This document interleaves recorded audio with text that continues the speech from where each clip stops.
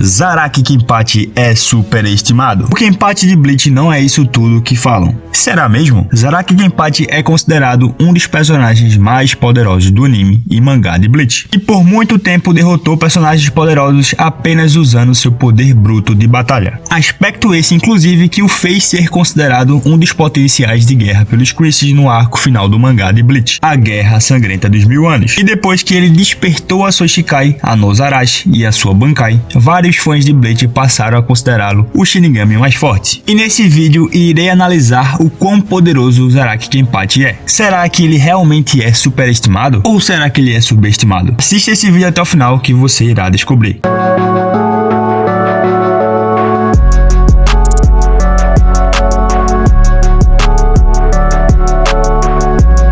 Fala galera, eu sou o Zé dos Animes e se você é novo aqui no canal, já te peço encarecidamente para se inscrever, tá? Porque aqui falamos sobre Bleach, que é o carro-chefe do canal. Toda semana também tem vídeo de One Piece e de vez em quando trago outros animes. Bom, já senta o dedo no like, porque assim o YouTube entende que você gostou do meu vídeo e espalha ele para mais pessoas poderem assistir. E quer economizar na compra dos seus mangás e ainda receber eles no conforto de casa? Na descrição eu vou deixar o meu link da Amazon, tá? Acessando por ele, você vai ter direito a vários descontos. E caso você não encontre o mangá que quer na página inicial, você pode procurar à vontade pela Amazon, que os descontos ainda assim estarão disponíveis. E isso não se restringe apenas a mangá, tá? Se você quiser comprar outra coisa, qualquer ela que seja, também vai estar ativo os descontos. E bom, recados dados, bora deixar de conversa e bora pro vídeo. Galera, Zaraki Kenpachi é o atual capitão da 11ª divisão do Gotei 13 de Bleach e é o 11º Kenpachi. E ele é um louco por batalhas. Ele é tipo o pai do Chris, de Todo Mundo Odeia o Chris. Acha que eu tô brincando? Quando eu estiver no chuveiro, eu vou estar lá.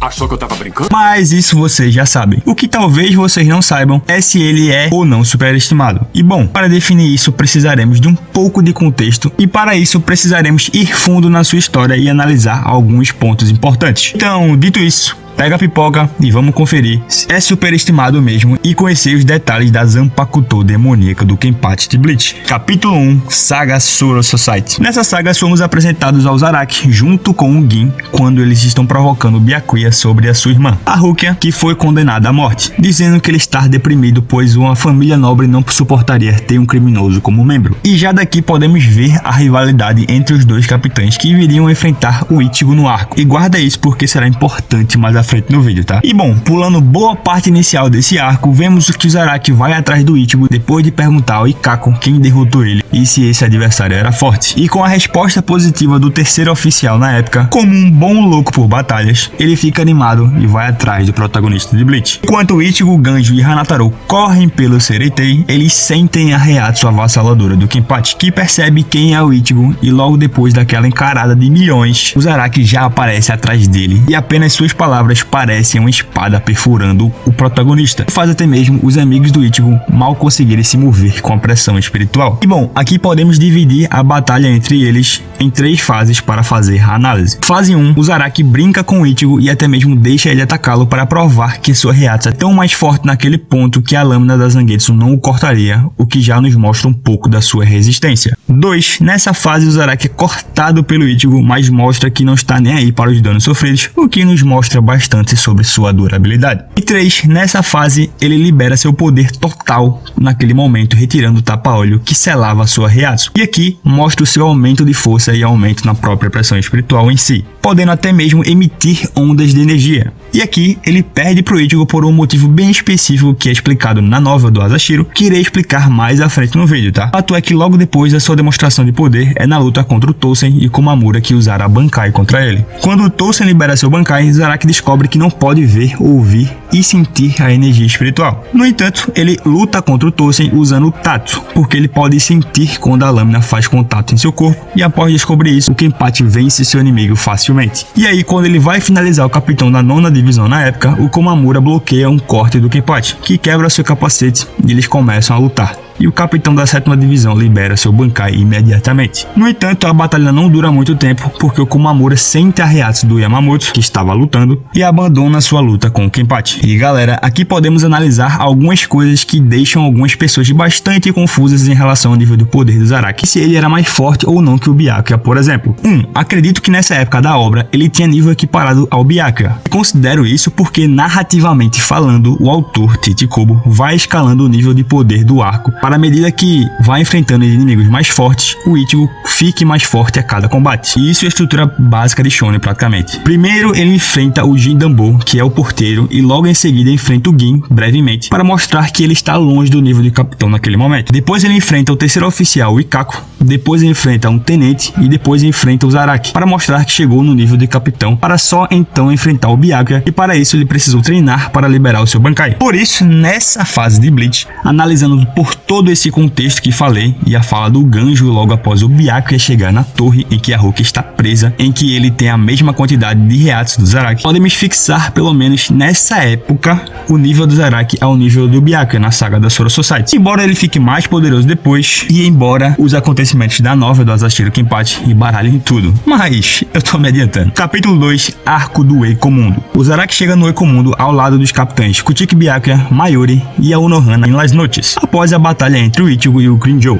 E aqui temos duas lutas dele. A primeira é o Zaraki vs Noitra, que é uma luta feroz entre os dois inimigos, mas no seu início, vimos que o Zaraki ainda com um tapa-olho não consegue cortar a pele do espada com a sua Zanpakuto, por causa do erro do espada número 5, que é dito ser o mais forte entre os espadas. Só que claro, durante a luta, eventualmente o Zaraki consegue cortar o Noitra e chega até mesmo a cortar a Zanpakuto do Arranca. E nesse momento, o Zaraki afirma que finalmente se acostumou com a força do erro do Noitra. A batalha continua até que o tapa-olho do Kenpachi seja derrubado pelo Noitra, e quando o Arranca pergunta ao Zaraki como é ver a liberação da Resurrection do espada pela primeira vez, tudo que ele recebe em resposta à sua pergunta é um sorriso do Kenpachi que lhe diz que ele tem uma boa Heiatsu e é que como sua própria Heiatsu estivesse afiando sua lâmina. Presta atenção nesses pontos. Logo depois disso, o Zaraki usa a sua técnica de Kendo, o Ryudan, é uma técnica que o velho Yama ensinou pra ele, e quando ele vai usá-la, o Noitra fica confuso, porque o Zaraki pergunta a ele se ele sabe que uma espada é muito mais poderosa quando você usa as duas mãos em vez de uma. E quando o Arranca fica entediado da conversa e parte pra cima do Kenpachi, ele balança sua espada com as duas mãos e desfere um golpe que quase parte o Noitra ao meio. O espada número 5 até tenta se levantar para continuar lutando, mas não consegue. E depois disso ainda temos a luta entre o Yami, o espada 0, contra o Zaraki e o Byakuya juntos para finalizar a participação do 11º Kenpachi nesse arco. E galera, aqui podemos analisar algumas coisas.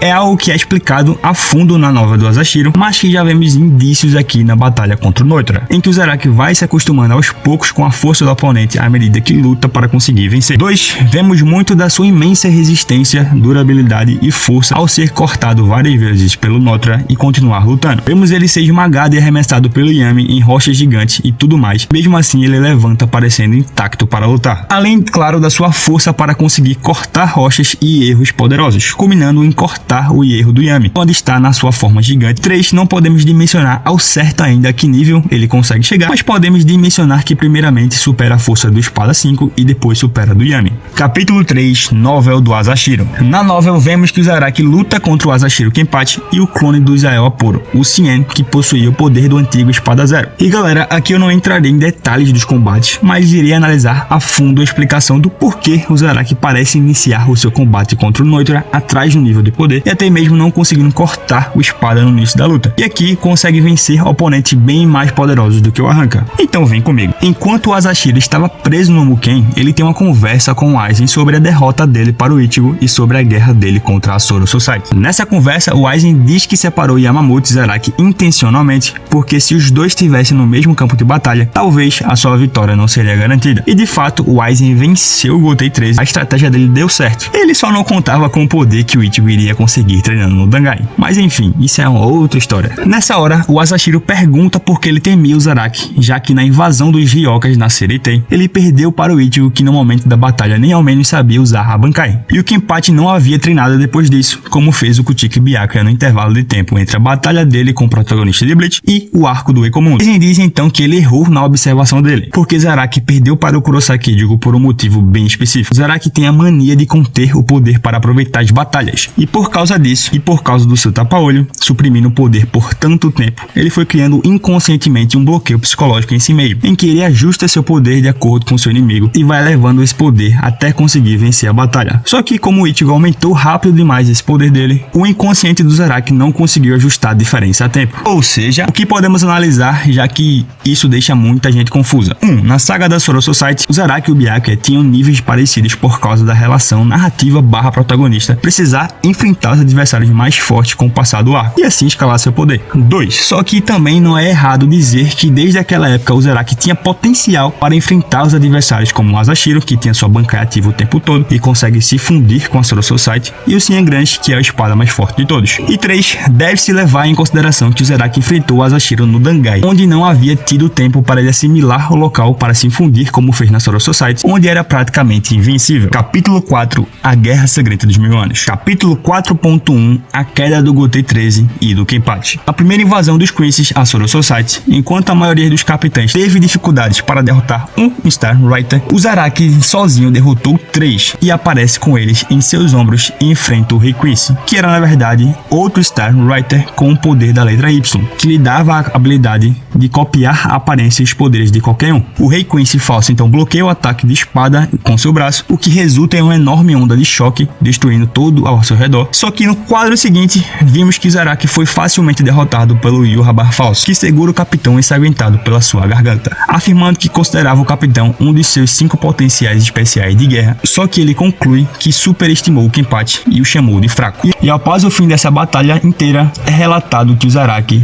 escapou por pouco da morte, apesar de ter sido deixado em coma. Capítulo 4.2. O treinamento. Após se recuperar dos seus ferimentos, Zaraki é levado pela Unohana para a prisão abaixo da Central 46 por causa das ordens do comandante novo, o Kyoraku Shunsui, para que ela pudesse treiná-lo para torná-lo mais forte o suficiente para conseguir combater o exército de Von der Reich. E aqui nesse momento é revelado que os dois se enfrentaram no passado e deixaram cicatrizes um no outro e começam a batalha até a morte. Em algum momento da luta, o Zaraki afirma que na primeira luta contra a Unohana foi a primeira vez que ele sentiu medo e depois enfrentou basicamente apenas adversários entediantes. Enfim, fato é que a Unohana explica que o Zaraki subconscientemente selou seu poder para permitir que eles lutassem mais e consequentemente perdeu para ela. Depois de sua luta, ele começou a admirá-la e queria lutar como ela. E esse treinamento barra batalha era para o Zaraki conseguir recuperar o seu poder total que está perdido dentro da sua mente. E durante o treinamento, a Unohana mata ele e o cura incontáveis vezes. E ela consegue fazer isso tanto enquanto luta com a Zanpakuto selada, quanto quando usa sua Bankai. Até que o atual Kenpachi começa a acompanhar os movimentos da antiga Kenpachi e eventualmente a supera e a derrota. E bom galera, o que é que podemos analisar com esses dois capítulos? 1. O Zaraki tinha potencial para atingir níveis maiores, mas dependendo do adversário, ele poderia perder antes de conseguir alcançar o nível maior com seu ajuste. E 2. A primeira análise é reforçada quando ele perde facilmente para o clone do Rei Quincy e como ele teria morrido facilmente para Unohana se não fosse um treinamento. 3. Aqui é o momento de fato que se tem início da amostra do seu verdadeiro poder, porque quando ele termina o treinamento, ele passa a escutar o nome da sua Zanpakuto. Capítulo 4.3. Zaraki vs Graham. Nessa batalha contra o Quincy, que possui o poder da imaginação, já podemos ver alguns dos resultados do seu treinamento com a Unohana, porque o Zaraki aumenta ainda mais a sua resistência e aumenta o seu poder de corte. Ele consegue cortar lava, é cercado por uma bolha de água e cai numa fenda no chão que se fecha com ele dentro e consegue se libertar. Recebe uma chuva de tiros de metralhadoras e sai apenas com ferimentos leves. Ele libera sua Shikai, a Nozorashi, que consegue cortar um meteoro do Graham imagina, e também o Zaraki é jogado no vácuo do espaço criado pelo Graham e quase que ele morre, mas consegue cortar o vazio quando ataca um dos clones do inimigo. Capítulo 4.4. Zaraki vs Meninas Quincy. Zaraki enfrenta Kenshi, Meninas McAllen, Giselle e Liu Totô. Nesse momento, o Zaraki já está bastante machucado por causa da luta contra o Grammy, mas ainda assim tenta atacar a Kenshi, só que a Quincy se esquiva facilmente e despejam a rajada de choque nele. E logo em seguida, a Meninas McAllen o soca diretamente no chão com uma tremenda força. E aí ele fica lá no chão, sem conseguir fazer nada, enquanto vê os seus membros da 11ª Divisão serem massacrados pelas Quincy's. E elas ainda ficam se perguntando se devem ou não matá-lo. E aí, quando o Zaraki observa que ele não consegue se mover e se pergunta se esse é o fim dele, o Ichigo chega na Soul Society e salva ele. Capítulo 4.5 Zaraki vs Pernida. O Zaraki chega ao recém-transformado Reino Real ao lado de Nemo e Mayuri, e os três logo dão de cara com Pernida, o braço esquerdo do Rei das Almas. E o Zaraki decide matá-lo e corta sua cabeça. Só que o inimigo se regenera e aumenta muito de tamanho. E nesse momento o Zaraki percebe seu braço sendo deformado ainda mais e imediatamente o arranca, para evitar que o resto do seu corpo seja danificado, o que o tira da batalha para ser curado pela Nemo. Mas como ele é um tanto teimoso